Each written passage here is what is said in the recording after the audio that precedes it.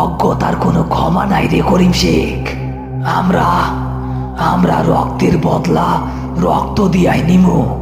ও যেইভাবে আমাদের সন্তানের মাথা পিষছে, ওর মাথার প্রতিটা হাড় এই মসজিদের পাথরে পিষা গুঁড়া করবো।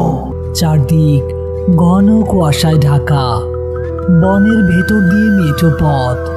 করিম শেখ আর রতন সাপ্তাহিক হাট থেকে চাল ডাল আর লণ্ঠনের তেল কিনে ফিরছিল। রতনের হাতে একটা মোটা লাঠি, আর করিমের কাঁধে বাজারের থলে। কিছুক্ষণ আগেই হাটের পথ ধরে এক অদ্ভুত কাণ্ড ঘটেছিল। জানি রতন অনবরত কথা বলে যাচ্ছে। উস্তাদ, আপনি যতই কর, আমি কিন্তু কাজটা ভালোই করছি। ওই কালনাগিনী সাপটা রাস্তার মাঝখানে ফনা তুইলা খাড়ায় আসিল।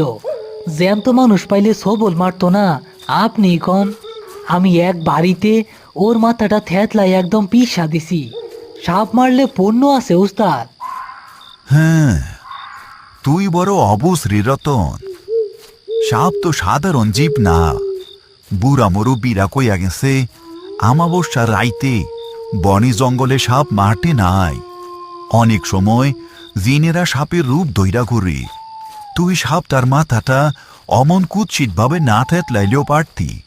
আমার বুকটা কেমন জানি কাঁপতাছে রে। দূর উস্তাদ, আপনি বেশি ভয় পাইতেছেন। সাপ আবার জিন হইব কেমনে?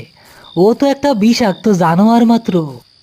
ঠিক তখনই কুয়াশার ভেতর থেকে এক দীর্ঘকায় অবয়ব তাদের সামনে এসে দাঁড়ালো। লোকটার উচ্চতা সাধারণ মানুষের চেয়ে অনেক বেশি। পরনে ধবধবে সাদা পাঞ্জাবি আর মাথায় গোল টুপি।